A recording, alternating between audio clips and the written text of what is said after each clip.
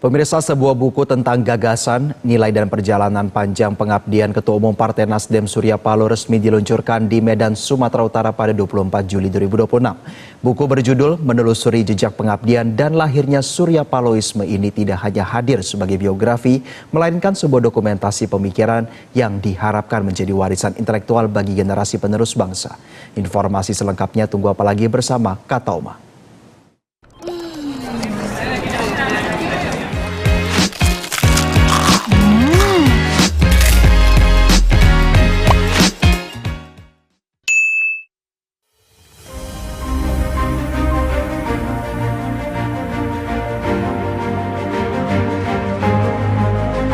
Di tengah dinamika politik nasional, sebuah karya tulis hadir dengan satu tujuan, yakni mendokumentasikan gagasan yang dinilai telah dibangun dengan pengabdian panjang selama lebih dari 6 dekade. Ketua DPW Partai Nasdem Sumatera Utara, Iskandar ST, meluncurkan buku berjudul Menelusuri Jejak Pengabdian dan Lahirnya Surya Palohisme sebagai hadiah ulang tahun ke-75 kepada Ketua Umum Partai Nasdem Surya Paloh. Dalam pidatonya, Iskandar menegaskan buku ini lahir dari pengalaman pribadinya selama 15 tahun menjadi kader Partai Nasdem. Menurutnya, ia tak hanya melihat dan mendengar, tapi juga mengalami secara langsung konsistensi pikiran, ucapan, dan tindakan Surya Paloh. Jadi saya sebagai kader Partai Nasdem, saya telah mengikuti Bapak Surya Paloh lebih dari 15 tahun. Dalam 15 tahun itu saya mendapat pengalaman empiris bersama beliau, yaitu mendengar, melihat, mencermati, dan merasakan secara langsung pikiran, ucapan, perbuatan beliau. Dari situ saya melihat banyak sekali ajaran-ajaran atau pemahaman yang menurut saya sangat penting untuk diwariskan bagi generasi yang akan datang, khususnya bagi kader Partai Nasdem. Maka itu saya mencoba merangkumkannya dalam satu buku. Iskandar menyebut buku ini bukan sekedar hadiah ulang tahun, melainkan hadiah untuk seluruh rakyat Indonesia. Menurutnya, perjalanan hidup Surya Paloh selama 75 tahun dengan lebih dari 60 tahun berkiprah di dunia organisasi, pers, usaha, dan politik menyimpan banyak pelajaran tentang pengabdian kepada bangsa. Meski telah meraih berbagai pencapaian dalam kehidupan dan bersahabat dengan 7 dari 8 presiden Indonesia, Surya Paloh masih menyimpan kegelisahan besar terhadap masa depan negeri ini. Dari kegelisahan itulah Iskandar merumuskan apa yang disebutnya sebagai Surya Palohisme.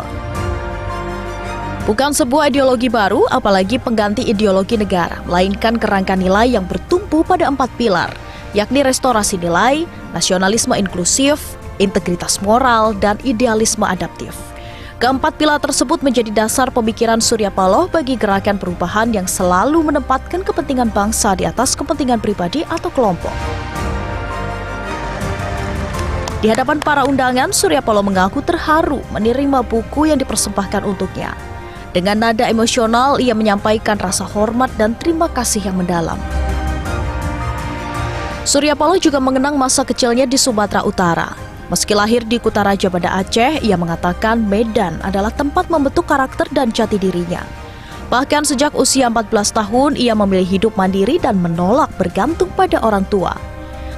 Disitulah Surya kecil mulai mengenal dunia usaha, berpartisipasi dalam organisasi sosial hingga politik. Surya Paloh mengaku hingga saat ini ia tetap memiliki satu tujuan yang tak pernah berubah, yakni bermanfaat bagi bangsa. Ya, gagasan yang paling pertama adalah bagaimana segera kita bangun kesadaran masyarakat untuk bisa menyadarin bahwa model dan sistem demokrasi yang begini bebas di negeri ini, apabila kita tidak menseimbangkan hak dan kewajiban kita, demokrasi ini tidak akan memberikan azas manfaat yang positif. Bagi Surya Paloh, kekayaan sumber daya alam tak akan pernah menjadi jaminan kemajuan jika tidak diikuti dengan disiplin, etos kerja, sportivitas, dan karakter yang kuat.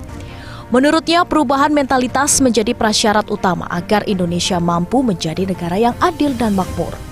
Kehadiran buku ini juga mendapat apresiasi dari para pembaca yang hadir dalam peluncuran. Mereka menilai karya ini memberikan perspektif yang berbeda dibandingkan buku-buku tentang Surya Paloh yang pernah terbit sebelumnya.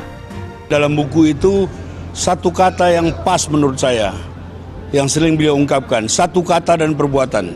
Jadi perjalanan beliau dari umur belasan tahun, jadi referensi barang-barang dan segala macam, itu ada 3 ciri yang melekat kepada beliau. Yang pertama, setia kawan, komitmen kepada janji, dan wawasan kebangsaan. Karena saya juga membaca beberapa buku Pak Surya sebelumnya gitu ya. Tapi yang kali ini berbeda. Ya, memang dimulai dari beberapa cerita masa awalnya, masa kecil beliau, dan memulai bisnis, juga masuk ke dalam dunia politik, sampai masuk ke dalam, kita membahas tentang apa sih tentang pikiran Pak Surya ini. Tentang apa ini sebenarnya? Apakah Pak Surya ini memiliki ideologi tersendiri gitu? Karena beliau kita pahami adalah seorang politisi yang dari tahun ke tahun, bahkan dari zaman ke zaman, presiden ke presiden, selalu eksis di dalam dunia politik kita. Nah, pikiran apa yang dimiliki Pak Surya ini sebenarnya? Yang bisa kita pelajari untuk masa kini juga.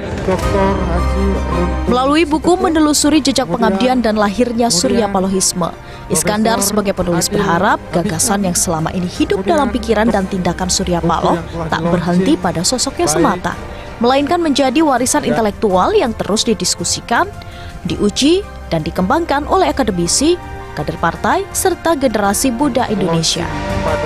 Dari Medan, Sumatera Utara, Glorinata, Reksadewa, Metro TV. Jelajahi cara baru mendapatkan informasi. Download Metro TV Extend sekarang.